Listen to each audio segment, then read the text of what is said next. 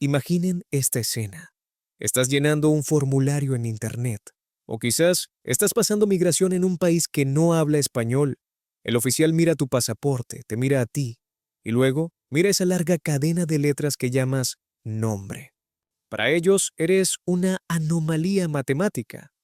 ¿Por qué tienes dos apellidos? ¿Es el primero tu middle name? ¿Es el segundo el que cuenta? Mientras que un John Smith o un James Bond caminan por la vida ligeros de equipaje, nosotros, los hispanos, cargamos con una genealogía entera en el DNI. ¿Alguna vez te has preguntado por qué? ¿Por qué somos casi los únicos en el planeta que usamos el apellido de papá y el de mamá? Muchos te dirán que es por honor a la madre. ¡Qué romántico! Pero, ¿y si te dijera que el origen tiene menos que ver con el feminismo y mucho más con el control, la iglesia y la sangre azul? Hoy no solo vamos a descubrir el origen de tus dos apellidos, vamos a viajar al pasado para entender cómo este sistema diseñó nuestra sociedad y por qué, aunque parezca justo, esconde una trampa matemática que quizás no habías notado. Bienvenidos a El misterio de tus dos apellidos. Vámonos al año 900 después de Cristo en la península ibérica. La vida era sencilla. Si te llamabas Pedro, eras Pedro. Y punto. Pero claro, las aldeas crecieron. Y de repente, en el pueblo había 5 Pedros. Necesitaban diferenciarse.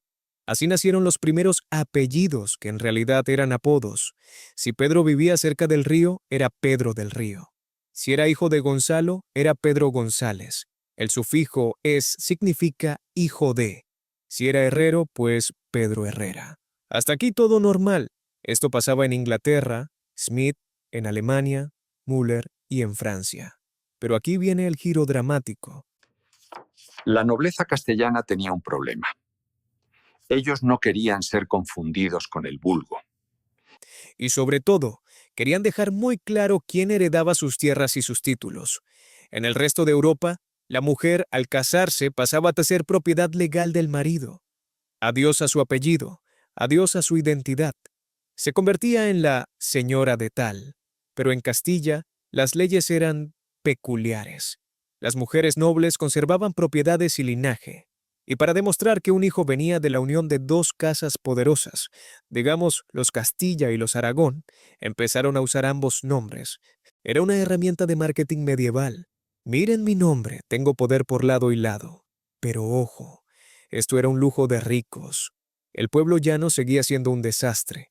Un hermano podía apellidarse de la Vega y el otro del Monte solo por capricho. El caos duró siglos, hasta que llegó este señor, el cardenal Cisneros, siglo XVI. Cisneros se dio cuenta de algo terrible. Si la gente se cambia el apellido como quiere, ¿cómo cobramos los impuestos correctamente? Y peor aún, ¿cómo evitamos que se casen entre hermanos sin saberlo? Cisneros impuso el sistema de registros parroquiales. Fijó la regla. El apellido del padre se hereda, y poco a poco, la costumbre de incluir el de la madre se filtró desde la nobleza hasta el pueblo. Pero no fue hasta el siglo XIX, con la creación del registro civil en 1870, que esto se volvió ley obligatoria en España y por extensión en sus colonias americanas. Aquí es donde la historia se pone interesante y ligeramente crítica. Nos vendieron la idea de que el sistema de doble apellido es más justo porque incluye a la madre. Y sí, comparado con el sistema anglosajón, donde la mujer desaparece legalmente al casarse, convirtiéndose en la señora Smith adoptando el apellido de su esposo. El nuestro es un avance. La mujer hispana nunca pierde su apellido al casarse. Sin embargo, analicemos la fórmula. Tradicionalmente, primer apellido del padre más primer apellido de la madre. ¿Notan el patrón? El apellido de la madre va en segundo lugar. Y aquí es donde entra la matemática cruel de la genealogía. Piénsalo. Tu primer apellido es el de tu abuelo paterno. Tu segundo apellido es el de tu abuelo materno. ¿Dónde están las abuelas? Aunque llevamos dos apellidos, el sistema está diseñado para perpetuar solo la línea masculina. El apellido materno entra en la ecuación solo para ser expulsado en la siguiente generación. Es un invitado temporal en tu DNI. Es una ilusión de igualdad. Sí, honramos a mamá, pero su nombre tiene fecha de caducidad.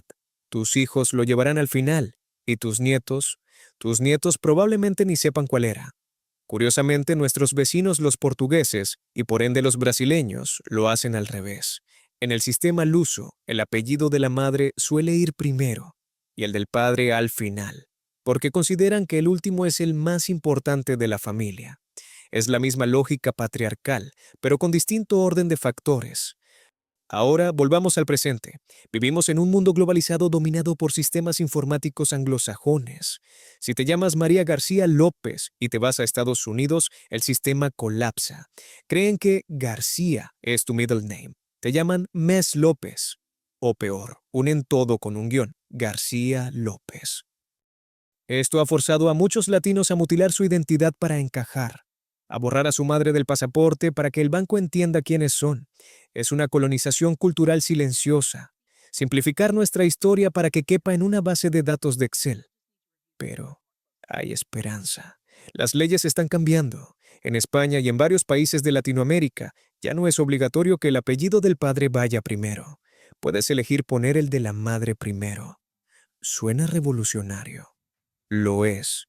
Pero ¿cuánta gente lo hace? Muy poca. La costumbre pesa más que la ley. Seguimos poniendo al padre primero por inercia, por no complicar las cosas, o por ese machismo sutil que llevamos integrado en el software cultural. Entonces, ¿cuál es la lección aquí? Nuestros dos apellidos son mucho más que un trámite burocrático. Son un mapa. Mientras que en otras culturas el individuo está solo frente al mundo, o la mujer es absorbida por el clan del marido, nosotros caminamos con ambos linajes a cuestas. Sí, el sistema es imperfecto. Sí, históricamente ha priorizado al hombre. Pero tener dos apellidos nos da un sentido de pertenencia único. Nos recuerda que somos la suma de dos historias, no la propiedad de una sola. Es un sistema que nos obliga a recordar, aunque sea por una generación más, de dónde venimos. La próxima vez que tengas que deletrear tus dos apellidos a un extranjero confundido, o que tengas que explicar que no, García no es tu segundo nombre. Sonríe. Estás defendiendo una tradición de 500 años. Estás defendiendo tu identidad completa. Soy el retrovisor, y esto fue una investigación sobre lo que dice tu DNI. Déjame en los comentarios. ¿Sabes el origen de tu segundo apellido? ¿O se perdió en la historia? Nos vemos en la próxima.